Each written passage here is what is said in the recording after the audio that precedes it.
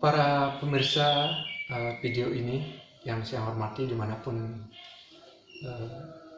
Anda berada, izinkan saya memperkenalkan diri. Nama saya Iwayan Budiarta, mahasiswa Prodi Filsafat Sekolah Tinggi Agama Hindu Gede Pujo Mataram.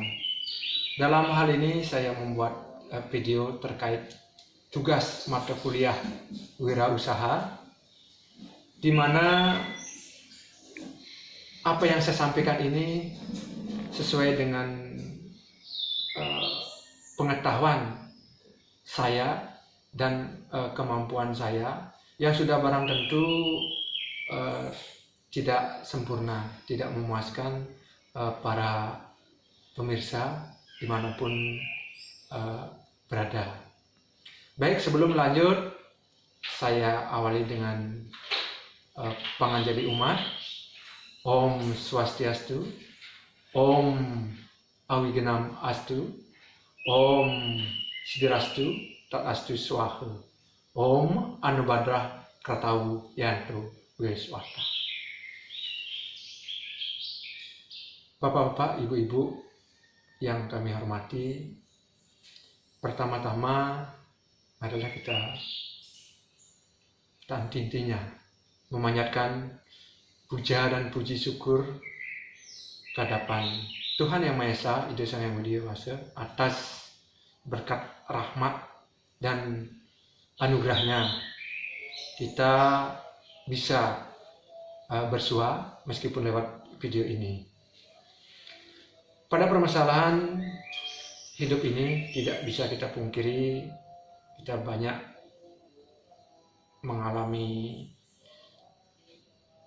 peristiwa-peristiwa, baik pada saat ini di mana situasi COVID-19 kita sudah barang tentu banyak mempengaruhi perekonomian kita semua. Terkait sama dengan wirausaha, sudah barang tentu tujuan yang utama apa sih melatar belakangi seseorang itu untuk wirausaha. Yang pertama adalah memenuhi kebutuhan, baik itu kebutuhan jasmani maupun kebutuhan rohani. Di mana kebutuhan itu di dalam agama Hindu merupakan tujuan hidup di dunia ini, yaitu dharma, kebenaran, artha, itu kekayaan, kama, yaitu pemenuhan nafsu, pemenuhan keinginan, dan moksa, yaitu penyatuan dalam diri. Jadi di sini dapat kita simpulkan ada kebutuhan jasmani, kebutuhan duniawi, ada kebutuhan spiritual. Jadi yang melatar belakangi pemenuhan kebutuhan ini adalah ingin mendapatkan harta, yang pertama, ingin berkarma, bekerja, ya, memenuhi keinginan tersebut, dan ingin bekerja tidak terikat, tidak seperti pegawai negeri yang terikat, sehingga dia bisa leluasa meminit dan punya penghasilan lebih. Itu yang memotivasi. Terus selanjutnya apa faktor-faktor yang mendukung daripada wirausaha itu?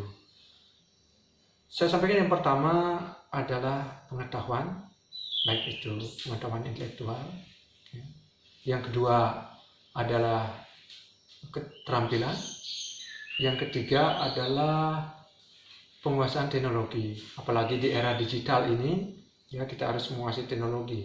Karena usaha itu tidak mungkin akan berjalan bagus kalau tidak punya skill, keterampilan di bidang teknologi. Selanjutnya adalah modal, terus sarana dan prasarana itu yang perlu disiapkan. Yang visi dan misi, apa sih visi dan misi? Ya, kita mau jadi seorang pengusaha, itu yang perlu. Terus dilanjutkan dengan selanjutnya selain modal adalah tempat tempat kita berusaha, dan kiat-kiat lainnya adalah bagaimana kita membuat target, ya, target mampu punya target, baik itu keuntungan, mampu mendeteksi kemungkinan-kemungkinan produk-produk yang kita buat. Terus yang terakhir di sini sesuai dengan tugas itu, apakah kiat-kiat yang kita bisa lakukan. Yang pertama adalah fokus.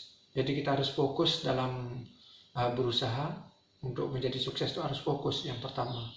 Yang kedua adalah mencintai produk apa yang kita buat dalam wirausaha itu. Kita harus cintai, tidak karena kalau kita mencintai otomatis akan fokus. Terus selanjutnya kita tuh harus punya tim dalam bergerak ini, karena kita tuh tidak bisa berjuang sendiri, ya, kita harus punya tim untuk mengembangkan usaha kita. Yang selanjutnya adalah kita harus punya rekanan sosial, karena kalau kita tidak punya sosial, tidak bermasyarakat, kita tidak akan bisa mengembangkan wirausaha kita. Jadi demikian beberapa hal yang dapat saya sampaikan.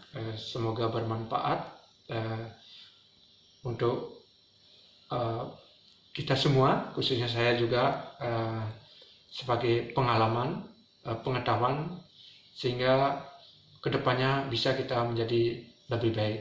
Yang kunci yang paling pentingnya adalah keberanian kita memulai, karena sesungguhnya apapun, kalau siapa yang berani memulai, dia akan sampai di tujuan. Karena ini semuanya adalah ilmu terapan sebenarnya. Bagaimanapun teori, kalau kita tidak berani memulai, tidak akan berhasil. Baik, mungkin itu yang dapat saya sampaikan. Kurang lebihnya saya mohon maaf, saya mohon masukan, kritiknya atas video ini. Saya akhiri dengan Pramu Santi. Om Santi, Santi, Santi Om.